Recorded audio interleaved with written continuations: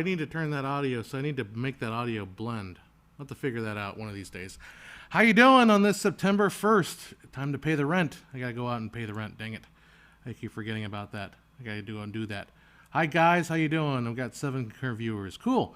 So I have nothing this week. My life has just been dealing with my family, my mom's issues. She had a little fall on Sunday, hit her head, got some bloodiness. It's amazing how much, I mean, I dread going to the ER because it's always like, every trip to the ER is at least 4 hours. But if you walk in with a bleeding head injury, they get to you quickly. I was in and out there like in 40 minutes. It was super fast. How you doing? Not here, there, not here, there.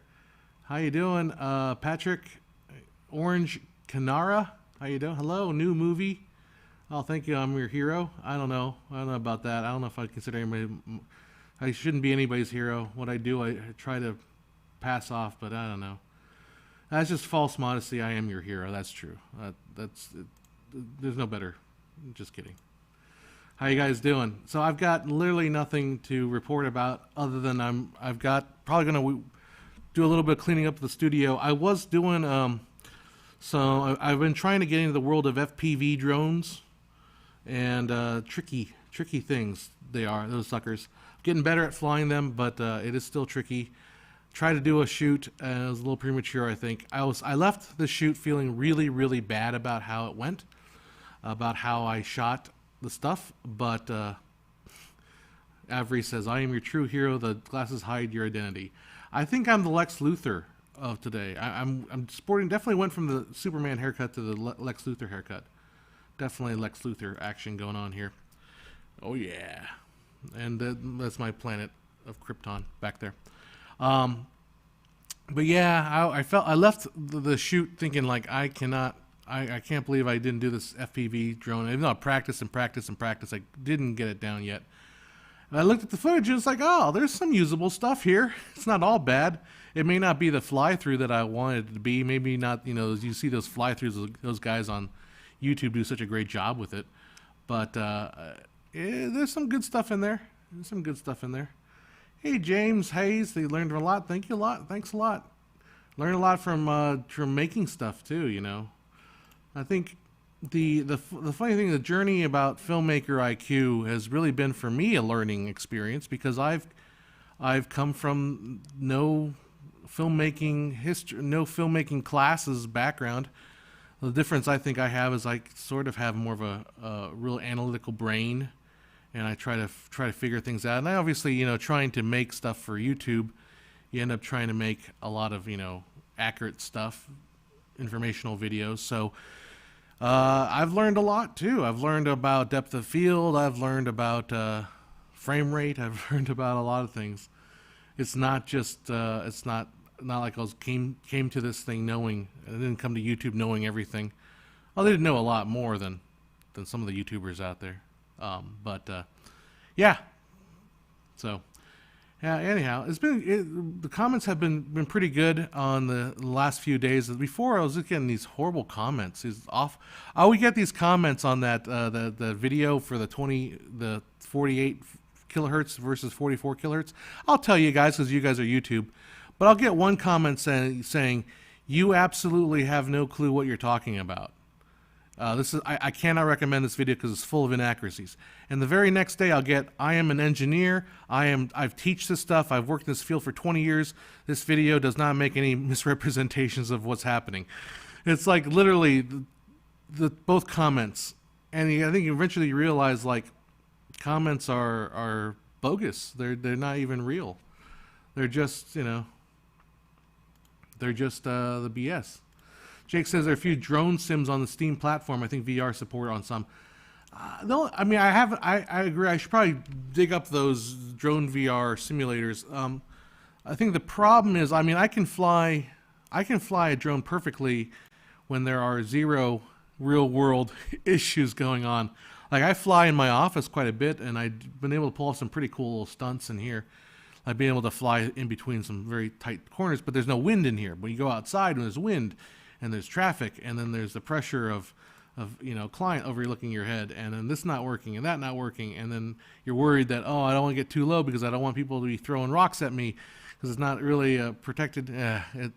I just felt bad about that. I mean, there are some good stuff, good shots I got out of it, but I feel bad. James says, that's how it goes. You tend to out-expect yourself when you actually put to practice what you've learned. To out-expect, you expect too much. Well, I have, for a long run, had shoots that have been quite successful and been quite happy with it. But that one, I learned. It's also FPV drones, a little bit different mentality than flying a regular drone, which is why I've been flying regular drones for a couple years now. And regular drones, you obviously don't want to crash. You're very conservative. You want to be very careful. Everything's nice and smooth and slow. FPV's a little more loosey-goosey, a little more like if you crash, you crash. That's why the Cine Whoops have the blades covers on them, But I ended up getting another smaller Cine Whoop, the Cine Log 20. I think I got the 30. Cine Log 30 and a naked GoPro. Ooh, a naked GoPro. Yeah, baby. It's going to get sexy times. But yeah, because I think I'm flying a iFlight Bumblebee, and I feel like it's a bit heavy. And it might work fine for outdoors because the wind, that wind, it can kind of fight the wind a little bit better. But indoors, I don't like flying indoors because it's so dang loud and it's scary. So Eric asks, how's my day going? Not bad today. Today, I had a little meeting today with a client for a big, giant job that we're going to be doing in the end of September, which I may have less to do. I have a lot of video work I got to put together, but as far as the actual streaming part of it, it might be pretty easy. What keyboard is this? I'm pretty sure this is the, I don't know what keyboard this is. It's something you get at, Logitech. It's a Logitech wireless. No biggie. Oh, James Hayes, thanks for the super chat. Thank you so much. I wish I could give you £2. I wish I could give you something more for than just shout out. Thanks a lot, man. Hey, Charles, how you doing? I haven't seen you. Well, I haven't seen you since last week. I think we're here. I think you were here last week. Happy September! 20 days until we hope the second annual Earth, Wind, and Fire live stream audio. Oh, cool. Audio perfection at 48 kilohertz. Gotta love the. Well, if it's on YouTube, it'll probably be 41. Unfortunately. So I know all you eagle ears out there. We're trying to. I gotta finish that video. I shot the video about the real reason why. Well, can you hear the difference between a sine wave and a square wave? And I think it's fascinating stuff. The real reason why sampling rates are important. It's aliasing. Aliasing is the real culprit. So I gotta get to work on that, but I gotta clean up my office too. So we got a lot of stuff to do. My life is just a shambles. As then Jordan Peterson would say, "Go clean your room." And I have not been cleaning my room at all. No, sir. I refuse to clean my room. Clean your room's a freaking mess. Oh man. Right now I'm doing a 4 cams multicam made with 3 cam, good actors and multiple takes. Cool. Why are you watching this if you're doing a 4 cam multicam shoot? Don't watch this thing, man. Go do your shoot. Oh, Daniel Saldivar, White Rhino says, hello from San Antonio. Gotta get out there to Texas. I haven't been out to Texas in all. I think I was in Texas. Well, I've been in Texas. I've been to the Dallas airport, but that's about it. I've never been to Texas. Yeah, I'd like to go out there. This may be unrelated, but what's your opinion on MLP VOR? I don't know what that is, so I have no opinion on it. Unless you want, I have whatever opinion you have. That'll be better. That'd be better. James says, please recognize you understand most definitely more than your clients. You're brilliant.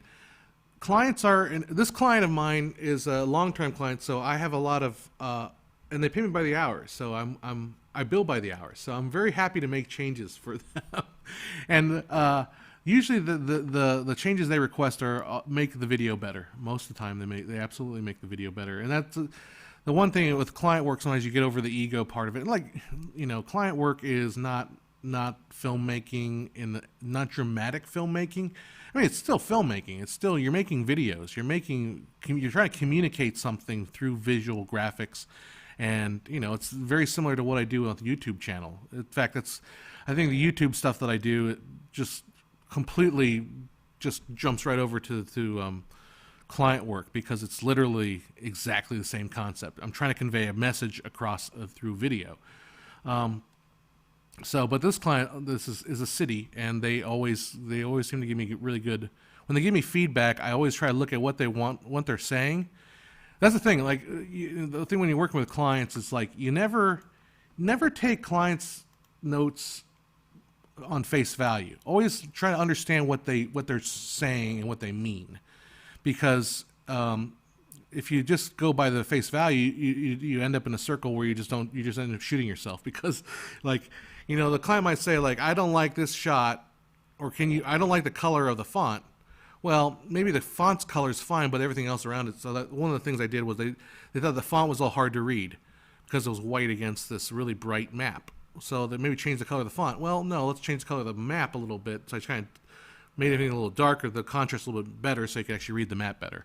I think that was a better solution. You know, it was actually a lot easier solution than trying to change the color of all the fonts, because all the fonts were, you know, rendered and had a lot of effects on them. So if I just toned down the saturation a little bit, brought down the brightness a little bit on it, it made the font easier to read without, you know, while keeping the white font as white. Anyhow, so with client work, you always want to try to read what they mean and then try to accomplish their goal. That's one of the thing I struggle a lot too sometimes with when I would do client work, is that the client will often tell you, like, it's called the XY problem. I think I did a video a long time ago about it, where the client hears that they want X, but what they really want is Y.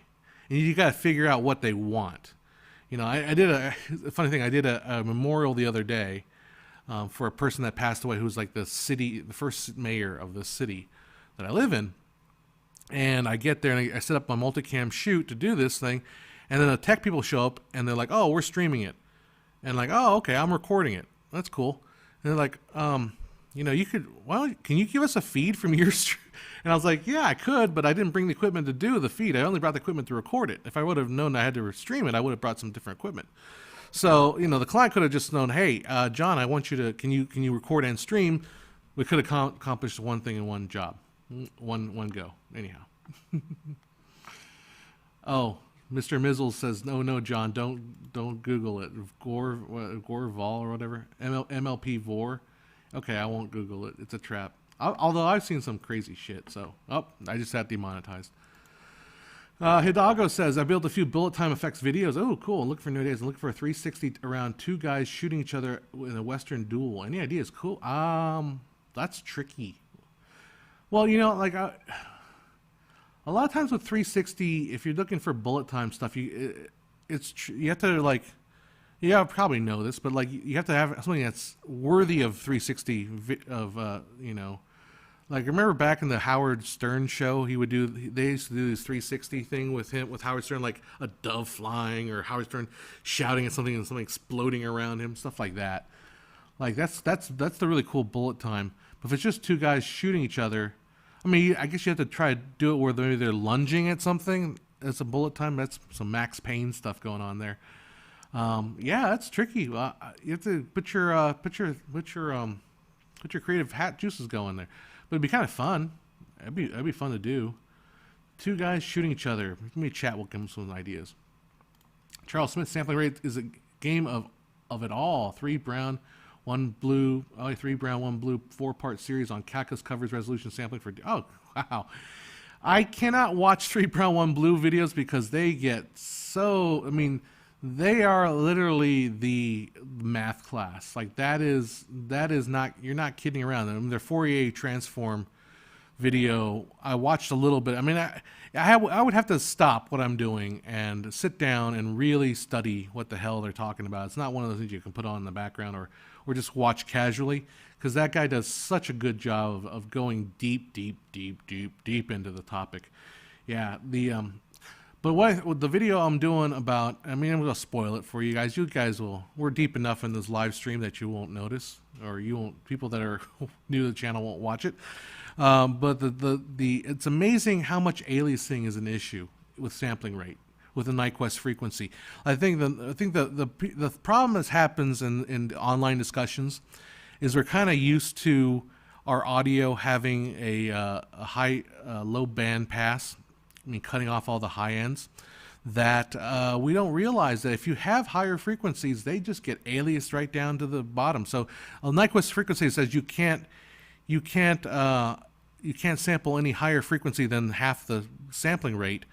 However, the truth is any higher frequency becomes an alias of a lower sample rate, and that's like the big gotcha. And I think a lot of people kind of miss that point when they just kind of casually talk about it. Oh, it's you can't hear higher than 15,000 kilohertz, so you never need to go above 30 kilohertz. Well, no, there's a reason why you have to go above 30. Anyhow. There you go. Good question. Mr. Mizzles asks, where do you like to rent gear from? What gear would you say is better to own versus renting? Good question. Excellent question. I rent gear primarily online through 3 services. It's either lensrental.com, borrow lenses. I think those are the only 2. So there was another one but they merged with one of those companies. So borrow lenses and lensrentals.com. I find those are really convenient to rent gear there. I haven't rented from the share site. It's not ShareGrid, but it's the other ShareGrid. That's what it is, ShareGrid. I haven't tried them out yet, but that might be worth a go at it. Basically, as far as what kind of gear should you rent versus what kind of gear is better to own, and basically gear that you need right now, that you always have a use for now, would be better to own. And usually you should have probably one camera. If you're going to be hiring yourself out as a videographer, as a commercial filmmaker, as a video producer, or even if you're hiring yourself out as a DP or something, I guess. I'm not going to speak much about the cinematography world. I'm just basically talking about the producer role. You probably need to have at least one camera. You might want to rent additional cameras when the need comes up for them, but at least have one camera so you get really familiar with it and really know the ins and outs of it. And then basically you rent stuff that you don't have a need for. If you only need it for one job, rent it. If you need it for multiple jobs, or if it's something that would make your job easier, then you might be worth buying it. Of course, I might be the worst person to talk about because I have a studio full of gear that I've bought, which I may not use a lot. Not a lot of. So anyhow, that is the Clay. How you doing? Says nice Jessica Rapid. Yep, she is very, very nice. Patrick says the client is king, but don't have any idea how to rule. What do you think? What do you think you've been engaged? Yes. Have I played around with Lidar photogrammetry of late? No, I haven't. I should. I had a friend that was kind of interested in doing it. I do 3D printing a lot, so photogrammetry would be kind of fun to kind of mess around with. But I don't know. To me, it's still a little bit early days on that stuff. Working a series about it. Would love to hear your thoughts on them. It's a fascinating topic. So I think it's early days still. We're getting better. Everything's going to get better. In 5 years, FPV drones will be so easy to fly. Photogrammetry will be just no duh. I mean, Adobe will have a little plug-in for it. We'll be there. It'll be amazing. Jacob Lee says, "Hey, sorry the party. I've been busy making an animated film, storyboarding the film right now as we speak. Any animated films you like?" I was watching while I was in the ER with my mom, getting her head stapled, which is fun. I was watching Into the Spider-Verse. Sitting in the ER room there, waiting to get the staples in her head. So I was like going through the TV. I'm like, oh, Spider-Verse is on. So I watched a little bit of Spider-Verse in the ER, and I gotta say, like, that's like one of my favorite animated movies, because the amount of detail. If you're watching the movie, just all the visual gags. There's so much stuff going on. It's so well made. It's really, really well made. I mean, it's exceptional. The quality of that movie, Spider-Man in the Spider-Verse, it's absolutely exceptional. Really, it is. Like I've not seen a movie with that much detail as far as like what they did to the little jokes, all the little the frame, I forgot the positive frames, the main frames. I forget. They're not called main frames, but I forget what's the term. You guys all know what it is. Jacob says, John has confessing the gas? Of course. Are you kidding me? Have you seen my office? My office is gas heavy. I've ordered another drone, FPV drone. I went crazy on the batteries, so I bought a bunch of batteries for my FPV drone, and I bought like 8 of them, and all but 7 of them died on me. Like, all but 7 of them died. Just one cell would die, or the voltage got way too low, just would not charge up again. And I wrote the comment like, hey, all of a sudden these batteries, am I doing something wrong or something? Am I doing something bad? And like, no, we'll send you some new batteries. And I was like, we're getting super worried because I had to shoot. So I ordered 4 batteries, and I ordered 4 more batteries, and I ordered 4 more.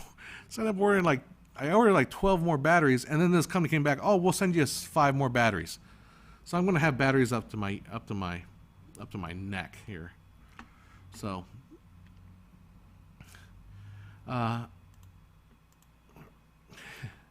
Arturo says, hey, hope your mom's healing well.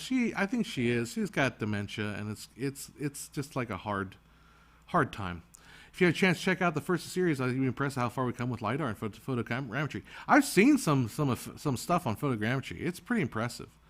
Oh yeah. No, I mean, I just think we're going to get there. We'll get more. We'll get more and more. Are there any 360-degree drones available? I think, yeah, it doesn't matter. I mean, just put a 360 camera on a drone. I have a friend that does that. I don't know if he doesn't shoot professionally, but he does put a 360 on it. My backdrop reminds me of the Fifth Element scene. Yep. Yeah, I like this. I try to change it up every single one. Charles Smith says, gas is a real struggle. Side note, we're not directly... Entropy is a measure of gas and chaos, the second law of thermodynamics. The whole universe surrenders to minimal effort and maximum disarray. Just like my office. My office is literally entropy. I think that's what it is. That's the problem. I should blame my entire life on entropy. Like, oh, my office was clean at one point. But, all chaos always comes from order. Chaos always comes from order. James Hayes, thanks for the super chat again. Buy my mom some ice cream. Yeah, I should. She hasn't had ice cream in a while. We have some ice cream. I just need to give her some. She is diabetic, but yeah, a little bit of ice cream is fine. What is a good beginner telescope? I don't know. Good question. I've not made the deep dive into astrophotography. I've done some astrophotography just with the wide angle lenses, just get the whole Milky Way sky. But now like zoomed in stuff. I don't know. Good question though. I'm not the person to ask. Although I've always been kind of partial to the reflector telescopes. As a kid, I always wanted a reflector telescope.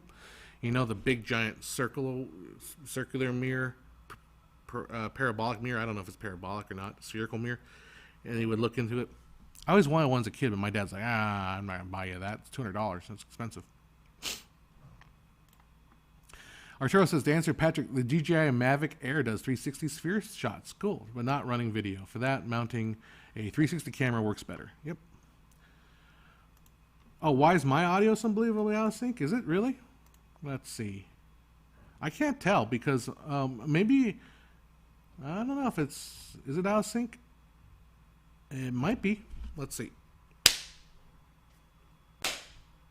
I can't tell. I can't tell from this thing if my audio is out of sync or not. But it could be. I mean, I was having issues today with this camera. I was thinking about taking it to Canon. I don't know if it was my camera or the box that's messing up in the going into the computer or not. I don't know. Oh, audio came back when I went out and the video came back. Well, audio came back when I went out of the video and then came back. Oh, maybe that's, I don't know. It's YouTube. Who knows, man? YouTube's so freaking weird. There's a 2 seconds of delay. Yeah, maybe. Well, oh, maybe just a few frames. You might see the giant baby from Stanley Kubrick with a big telescope. Maybe. Here we go. Another comment. Oh, thank you for the super chat, Kramasnu. Always wondered why about the 4:3 aspect ratio was selected in the first place in the early days of film. Any insight into Edison's thoughts at the time? And I think I credited not Edison but William K. Dixon for picking 4:3, and I don't think there's any special explanation other than he thought that was good size. I think he just, I mean, I'm sure if you get really deep into it, it was not exactly 4x3 because of this, but I think it's close enough to 4x3. I think he just thought, that looks good. Maybe it has something to do with the fact that 3 times 4, 3, 3, 4, and then 5 is the classic Pythagorean triangle kind of thing. I don't know. That's the thing. Like, sometimes you have to realize that in this world there are things in this world that are just because. Like, that's the thing. Sometimes I fight against is a lot of people who watch movies, who overanalyze movies, will think like way too deeply about what this means or not. And sometimes, you know what? Sometimes a cigar really is just a cigar. And I think they thought 4x3. Yeah, it looks good. Let's go with that. Those are nice nice numbers. 4x3 rather than like 1 by 1.7375. No. It's like 4x3. Yeah, that looks good. And that's just what it became. And then everybody just adopted it. 4x3. Sometimes, like, same thing with 24 frames a second. Like, did they sit there and they market research this? They sit there and they do this? No, they just. And I think the story is that it was basically, the people in the high end theaters, they run at maybe 25 frames, which is like 1,000 feet, and this smaller company runs at like 18 frames. So let's go in between. And then they pick like 900 feet per minute or something like that, which is end up between 24 frames a second. Pony Throat is saying he's really disappointed that I did not read his MLP Vor comments. I was warned that it was a trap. That's why I'm not reading them, because I understand that it's a trap. Patrick W. I wonder if streaming is not frame accurate and does the same thing as DV and D versus DV cam recordings. I would highly suspect that that streaming is not frame accurate, like hardly anything. Yeah, Jake asks, is the Pythagorean triple the reason for 4x3? Maybe. Again, I don't think anybody really, it's not one of those things where like they sat and they thought about it a lot. I think they had 35 millimeter film. William Nick Dixon had 35 millimeter film, and there was photography before, so he just probably looked at it and like, I think 4x3 makes sense. Yeah, that looks good. I think that's how it came to be. Oh, Chris DeWitt, you're too kind. Thanks for the super chat. I've watched so many of your videos. Thanks for all your hard work. Oh, thank you so much. We'll hopefully make some more. I'll try to make that. Kramusnu says 24 FPS is a speed where audio fidelity became accepted. That's actually a myth. It's not true.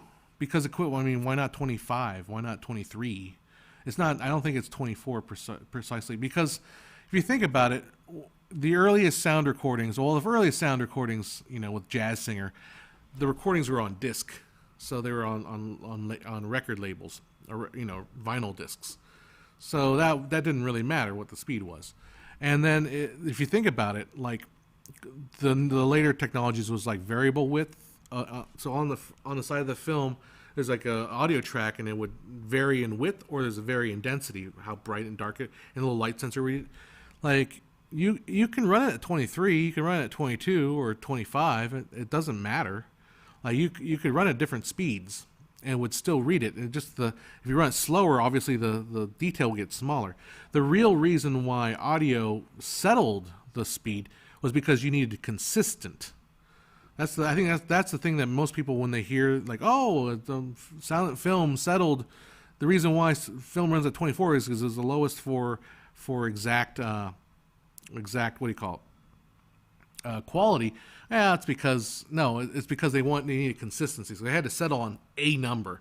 Didn't matter what number it was. You had to settle on a number, and then they settled on 24. Just thinking, Cressman says, just think 1x1 should be the optimal usage of gate with a spherical lens, but we don't shoot 1x1, except for Instagram. Like classic photography has never been 1-to-1. It's like Ansel Adams 4x5 film, medium format. All the other still photography formats are not 1x1. I don't think 1x1 really works because think of all the classic, even think of going back to paintings. Like how many paintings are done 1x1? I think 0. Like literally most paintings are, are some other format. They're not 1x1. Let's see. Oh, scooping ahead here. Tyler says, I shoot 24 FPS. I hear a lot of hype about HFR. You're telling me? You're asking me about that? Is there a way to make high frame content that look like that magic 24 FPS 180 degree motion, excessive blur and processing? I'll be very, very dismissive here. The way you get the 24 look is to shoot 24. Like, I don't understand why would you want... I know I'm being a dick to you. Sorry, Tyler. But why would you want to shoot HFR and when you can just get 24? Basically, here's the thing. Don't listen to any hype about HFR because it's all, pardon my French, bullshit. All of it is bullshit. It is such terrible, unbelievable bullshit. HFR. To me it's my trigger, right? Because it's like everyone's like, oh my god, 60 frames a second. Oh, biggest. I've been shooting 60 frames a second for 20 years. Like seriously, a long time. So yeah.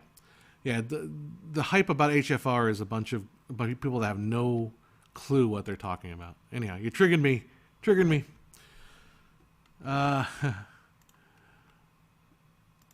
Emiliano says, the frame of the vertical monitors would look better if brown instead of black. Can you try to add a frame of profile to the top of it? Oh, the frame of the vertical brown instead of black? Yeah, I could try. Yeah, I haven't, but I can mean, yeah, like a little column thing. Maybe that's what I could. The reason why I have to, well, I could probably do enough of it to go up right about there because I have to get to the power buttons or the remote control receivers are up there.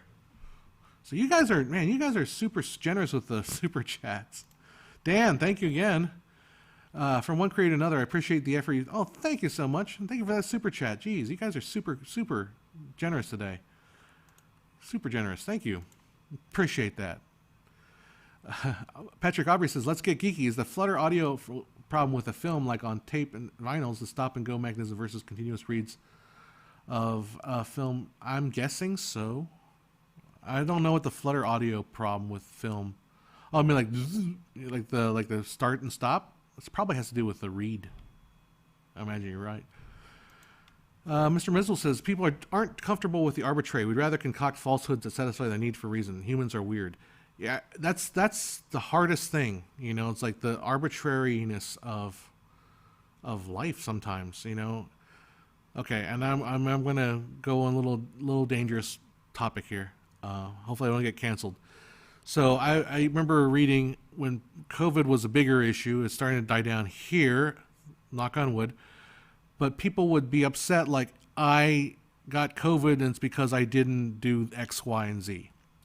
And I'm thinking, like the way I go through life, you have no reason. You have no idea why you got COVID or why you didn't get COVID. Literally, there's no rhyme or reason. You can do things that can prevent it. Sure. Doesn't mean you're not going to get it, though. That's the way I look at life. Like, you can do everything you can to prevent getting a car accident. You can you can wear your seatbelt. You can not drink and drive. You can be very cautious on the road. You do everything you can to try to avoid getting a car crash. Doesn't mean it won't happen. So that's the way I feel. Anyhow, side topic. Probably got demonetized just for that. Just for mentioning the C word, and it's not the good C word. We all know what we're talking about. That'll probably get me canceled. All right, yeah. 1x1 is a very popular format in medium photography. Is it 1x1 though? I don't think it is 1x1, is it? Rolleiflex, it's not quite 1x1, isn't it? Isn't it something more like, maybe I'm wrong. I always thought 1x1 or medium format was a little bit off of 1x1. Not quite 1x1, but like 6x5 or something. I mean, something real. I don't know. I don't know what I'm talking about. But the medium formats that I've gotten, like I've had to scan a few medium formats. They don't look one by one. They're like slightly narrower, slightly taller than narrow. Anyhow, Charles Smith says FPS versus HFR discussion. Not today. Serio Foray. Sure. Yeah. I just want to. I had to give him a little bit of guff. Good afternoon, Victor Durand. And Patrick says, don't use the C word on YouTube. No. We cannot say California or COVID. Don't say COVID. Get in trouble. But, yeah. Anyhow. So, yeah. Electro says 6x6, 4.5 by 6. Okay, 4.5 by 6 is what I see a lot then. That's probably what it is. Yeah, typical medium formats. I don't shoot medium format. I haven't gotten into that world yet. I've been shooting a little bit 35 millimeter. I'm shooting a little bit of 4x5. I haven't done any photography in a while. I kind of would like to go back and do some, but I got a mess in my house and my studio to take care of first. So honestly, I just feel like I got to do all that first. And I got 3D printing, and I got stuff I need to paint, and just life. Craftsman says, what I meant was the early days when setting an aspect ratio 1 by 1 would have been a logical choice to make use of the largest possible area of the gate. Yeah, but that again may not have been they may not have been thinking about that. They may have thought, because remember you've also got the perforations would have been on both sides. I think the way they also cut the film. I don't know. That's a good question. But I just think it's more of an arbitrary thing. I don't think they would have thought, let's pick the thing that fills the gate the best. Because let me ask, is anyone else, and maybe the chat will know this, but was 35 millimeter still film at the time when Dixon came out with like in late 1900s, early 1900s, late 1800s, was 35 millimeter still film becoming kind of more commonplace in still photography. So maybe they were kind of getting used to having a slightly wider shot anyway. They figured, well, let's just keep it that way. Or maybe like people were saying that maybe like the way we've kind of gravitated toward widescreen, maybe they just kind of felt like they wanted a little bit wider shot because they're going to project it on a screen. That it would make more sense to, you could build a theater with wider screen than you can a tall screen. It's easier to build a wider screen than a tall screen. So maybe that's it. Maybe that's the reason why. Thank you, Marco. So yeah, 6x4, 6x6, 6x7 are most popular. I've been seeing a lot of 6x7 then, 4.5, 6x7 and 4.5, I think. Yeah. So okay. Mr. Mizzle says getting some mad connection issues right now, but gotta hit the road. See you later. Yeah, I don't know what's going on. Hopefully the stream is going through. I haven't seen. Looks like I'm still running, I think. I think I'm still going. We're still working, chugging along. All right, let's see what else here. The new high-end DSLRs are reaching medium format resolution scan. Remember the old big tube drum scanners? Yeah, I never did the drum scanners, man. Although I got this Canon DSLR, the Canon 5DS, which I think is a fantastic camera. I got it on sale because no one wanted to buy it. I think nobody wanted to buy it because it was a super high resolution, still a 35 millimeter sensor, but it was super high resolution, like 50 megapixels, something like that. One of the highest ones. But like apparently, it came out and now everyone was super happy with it because it's like the dynamic range wasn't as good as everyone else's. But like I'm like, the dynamic range is fine. I was moving up from my Canon 5D2, and the 5D2 has some major focusing problems. Like it's a pain in the butt to focus the dang thing. So I wanted to replace it, but I don't want to go like the full. I didn't want to jump ship to Sony because I have a lot of Canon glass, and I didn't want to. And it wasn't really that much of it. I didn't really like the mirrorless stuff that much. I still kind of like the mirror stuff. I like the sound of the mirror, and I kind of like being able to see through the mirror and all that. So and then with the 5DS, I got it for like $1,200. It was like ridiculously cheap because I think they were just trying to get rid of them because they weren't selling. So I'm like, oh, I'll get one, and I'm really happy with it. I'm really, really happy with it. I think it's great.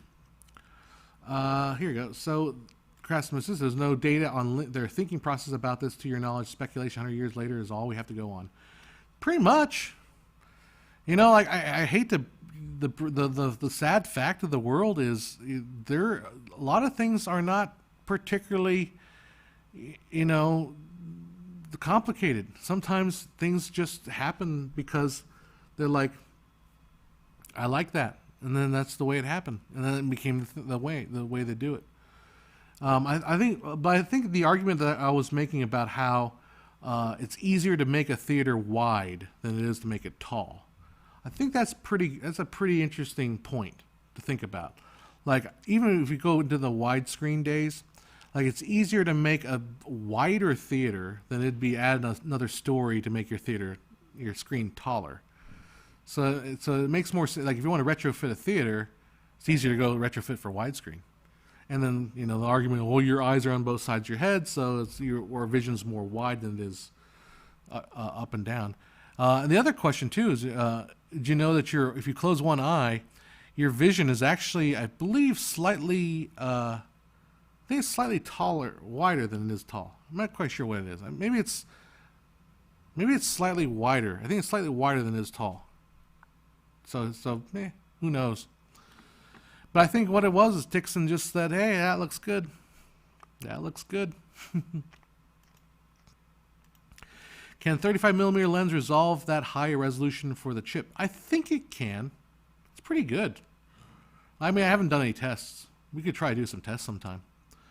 But I'm pretty sure. I mean, a lot of these lenses. I mean, if you get them down to f8 and you could pump lots of light in there, you probably get pretty good resolution on these to 80. Well, I think it's like 50 megapixel or something like that. Think IMAX. Yeah, the analog old one, not the new digital IMAX. So, yeah, I haven't gone out. I restarted my AMC Movie Pass thing where I could go see 3 movies a weekend. And I only saw one movie. I need to go back and see. To be fair, I've been kind of busy and kind of depressed, so I haven't been able to go out and go see some movies. 6K is relatively. Unity says 6K is roughly the limit of 35mm film. I imagine lenses will be able to at least match that. Yeah, something like that. Like depends on the film too. Like I've shot some film, and I'm like, this is not even 2K cool. I shot still film, and I thought like, oh, this isn't even 2K film, you know. But it depends on how well you shoot it and the glass, obviously. Emilio Lano Morgia says, wait, cinema theaters comes from theaters, and in the theater, actors have to play in a horizontal plane. Okay, that's an interesting point. So that's another worthy thing to consider. Like, yeah, very rarely are you ever going to have an actor go up and down versus you're always going to have actors going side to side. And if you were to frame 2 actors sitting next to each other, they'd be side to side. That makes sense, right? Versus one on top of each other. Unless we're shooting a different kind of movie, which I'm all for. But no, so a lot of stuff will happen on a wide plane level rather than necessarily a horizontal level. So maybe that's why the purposes of why you'd want to do wide shots. I do have a video that I was going to try to make, being very provocative, saying that I understand also where people are coming from when they shoot vertical video. Like, vertical video has a very good case use, I think, for certain things. Obviously, the mom trying to shoot a basketball game vertically, no good, no bueno. That's not good. But if you're shooting like a magazine ad, if you're shooting like some sort of, or a dress try-on or something like that, vertical video might make more sense if you're watching it on a vertical device. That's the key point too. You have to make sure watching it on a vertical device. There's nothing worse than trying to watch a vertical video on a horizontal device. It doesn't work that way. It doesn't look good. Yeah. Actors on a theater come from both sides. They can't come from above unless they are God on the machine. Get it? Get it? Deus Ex Machina? Oh, yeah, y'all got that. My neighbors must be getting there and they're throwing stuff on the ground. Thorin says, I've only seen 70 millimeter once, like looking through a window. Weird one, though. Wide makes sense. Yeah. I think I saw, what's the movie Dunkirk, and I saw that in the 70 millimeter. That was a legit 70 millimeter IMAX experience. It was pretty cool. I wasn't a great big fan of the movie. I thought it was a little bit confusing. I mean, purposely, obviously, I understood the conceit, but I wasn't that crazy about it. I'd love to see 2001 70 millimeter. Yep. So we're all still guessing it. I was hoping for an old Edison era documentary explaining why 4x3 was picked. Yeah, you're not going to get it. I think that's another thing you got to remember too, is like us talking about media, talking about the impact of film and the impact of media today. That didn't exist until the 50s, I think. Until the I'd say 50s, until like movies and film was considered like actual valuable entertainment, like or of value, of artistic value. I think the problem with you go back in time and you look at like all the stuff that from the, I mean, they treated all those early films like they're garbage, because to them it was garbage. It was like, oh, we shot some film, yay, put it in that lot, even though it's all flammable. And they throw all this film in a vault, and they don't really take care of it, because like, whatever, we shoot more film every week, and no one's gonna want to watch these old films anyway. Like, these films, we play them in the theater, and 2 weeks later no one will show up, so we have to put new films in them, so they're useless.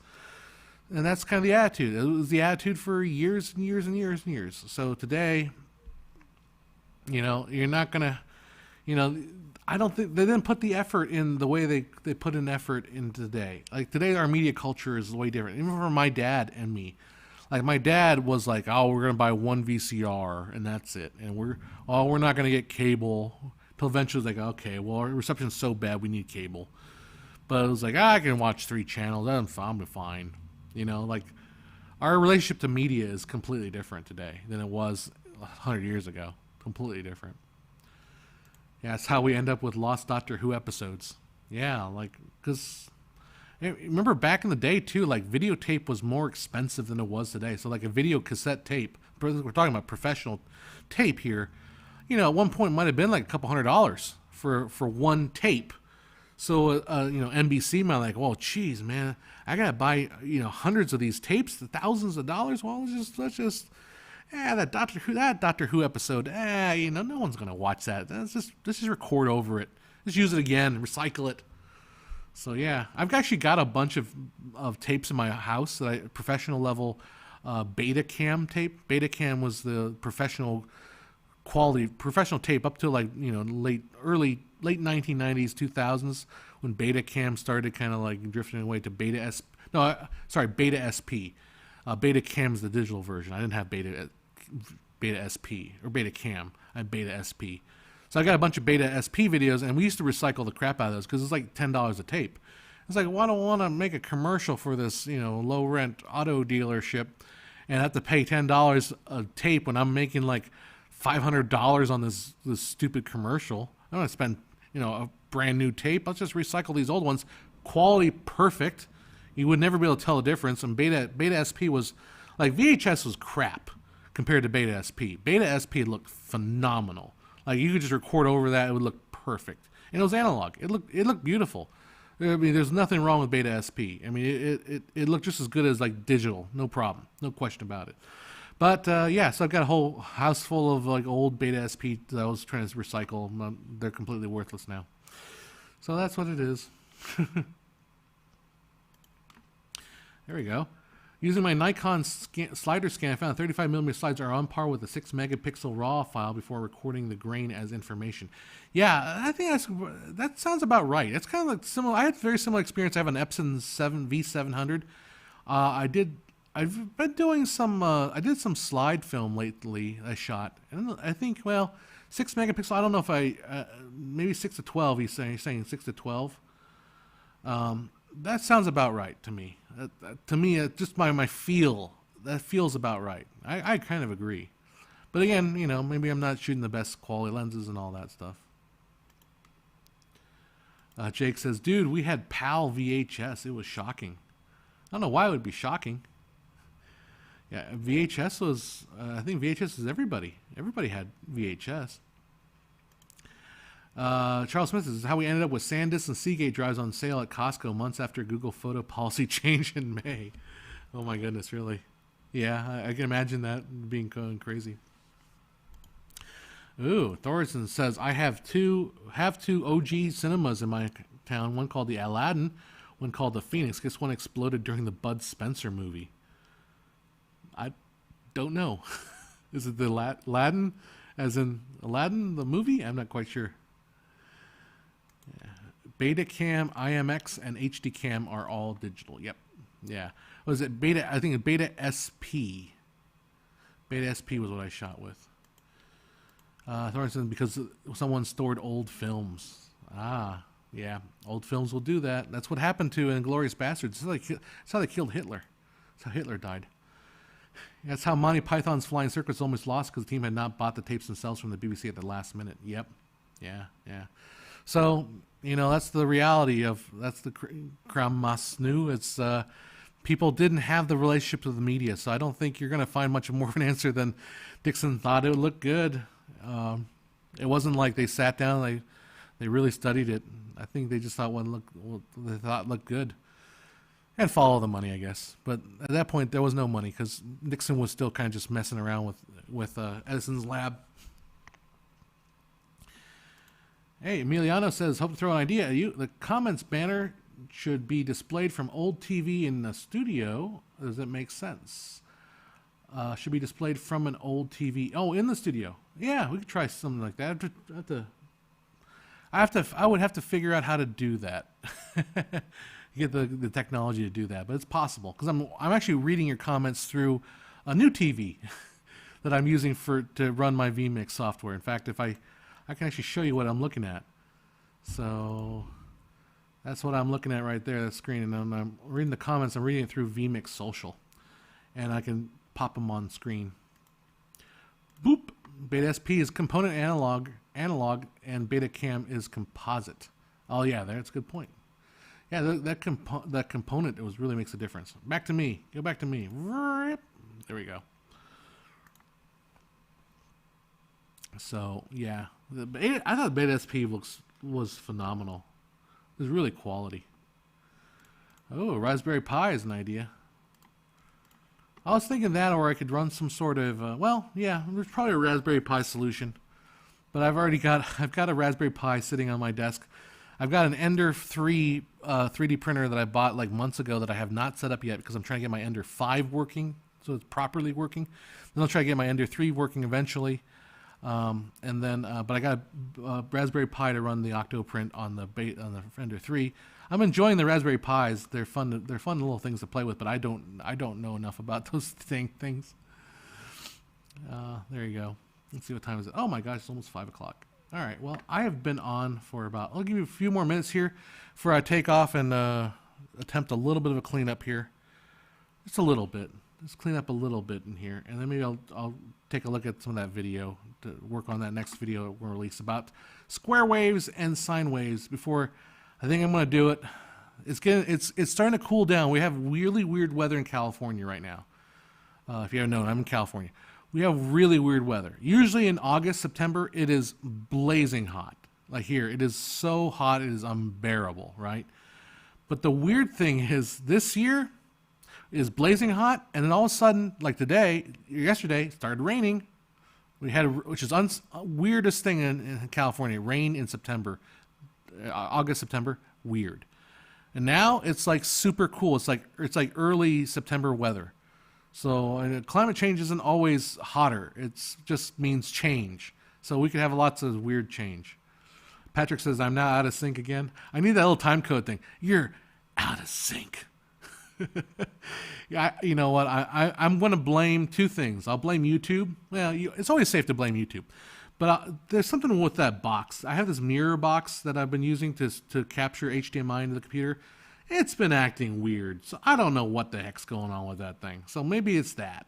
Maybe that's what's going on. I don't know. I don't want to order another one because I don't want to spend money right now if I don't have to. But geez. To be honest, and by the way, we all know you're not really on the moon. The flag is bent. Is it? Is there a flag? Or is it this flag? Yeah. Oh, well, that's the reason the sync is because I'm on the moon. I'm on the moon. That's what the reason is. Charles Smith says, we need send a deep space probe out far off to catch up with the original signal that escaped orbit. Cubs baseball game. Tell the probe to record and send it back. There you go. We'll just warp factor 11 out there faster than light, or whatever the warp factor. I was watching this video. This is about Star Trek warp factors on YouTube, and somebody was explaining Star Trek warp factors, how they reset the warp factors. And I was trying to follow it, and I just realized, oh yeah, this is all fake. This is all made up. And I I appreciate it. I get the nerdiness. I get the nerdiness. I get the geek culture, but yeah, it's all fake, guys. Just because you said the word girl, so I wanted to read this. I want a girl who will laugh for no one else when I'm away. She puts her makeup on the shelf. When I'm away, she never leaves the house. I want a girl who laughs for no one else. Well, that's. I mean, that's maybe is that a little needy? I mean, don't you want to? You're denying your girl laughter, and it probably is a lyric from someone else. He keeps posting it. All right. Psych Bannock says, can other film industries would be able to take over Hollywood? I don't think it's about taking over Hollywood, because there is no takeover Hollywood. Hollywood's it, man. Here's the thing. What is Hollywood? Hollywood is basically a movie made that you will see being played in Delhi, India, and London, and Cairo, and South Africa, and Australia. Okay? We'll keep China out of it, because fuck China. Who cares about China? So that's Hollywood. Hollywood makes movies that plays in all those theaters at roughly the same time. Right? That's Hollywood. Hollywood isn't Los Angeles. Hollywood is this big production business, right? That's Hollywood, right? Now, does a Bollywood movie get to play in Los Angeles and Cairo at the same time? Probably not. So it's not Hollywood. Now, does Hollywood necessarily mean it's produced and made in America? Not necessarily. It could be made in England. A lot of places make it in England. Yeah, Hollywood is basically this idea of the biggest, and it happens to be American, the biggest movie manufacturing on the planet, right? Does that mean it is the best? We all know the answer to that, right? We don't have to kid ourselves, right? Hollywood is not the best movie making, period. To say any one tradition is the best is ridiculous. No, there is no best. Charles Smith has a good point, though. No takeover, but co-opted. See Amazon, Apple. A good point. Good point. But where is that? Who's feeding Amazon, Apple, and all those? Essentially, or is Amazon, Apple, and all these guys? Maybe they're the new Hollywood. Maybe they're the new, entertainment behemoth, right? So, am I Humpty Dumpty? Yes, I am. I'm actually more Lex Luthor. That's really what I am. Jake Hobbs says quantity does not equal quality. That's true. Sure, that's true. And the thing about Hollywood is, yes, there is a quality aspect of Hollywood. Hollywood does have a certain level of quality. But you also remember, too, who Hollywood serves. Hollywood serves masses. Hollywood serves mass appeal. That's mass appeal is how you afford to pay literally thousands of people, maybe underpay thousands of people, Hollywood artists. Those people that make the money because they have to serve a mass appeal. People forget about the audience. Like people demand, oh, I want this movie to be so and such and such. Well, but how much are you willing to pay for the movie? Are you willing to pay $1 million to see your version of Iron Man or Star Wars? Are you willing to pay $5 million to see your vision of the movie? No, obviously not. So they have to spread that cost over a wider net, a way wider net. I don't forget where we're. I don't know exactly where we're all going with all this. Hollywood serves mass appeal. It doesn't necessarily serve autocracy. It serves mass appeal, and you better not forget that. Say you love Michael Bay. Say you love it. Michael Bay is Hollywood. I do love Michael Bay. I love Michael Bay because he has the balls to do what he does. And I may not like his films, but I do love the man. I think the man is entertaining. I mean, I think for filmmaking is probably better for him than it has been without him. So I like him. I like Michael Bay. I don't think he's the. I don't even want to watch the Transformers movies anymore. I don't have. None of Michael Bay's movies are on my list of movies I want to watch again. But whatever. Jake Hobbs says, if it's not on sci-fi, it's not worth watching. Sharknado for the win.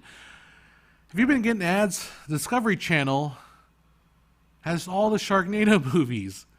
Like watch on Discovery Plus, all the Sharknado movies. I'm like, wow, what a ringing endorsement for Discovery Plus.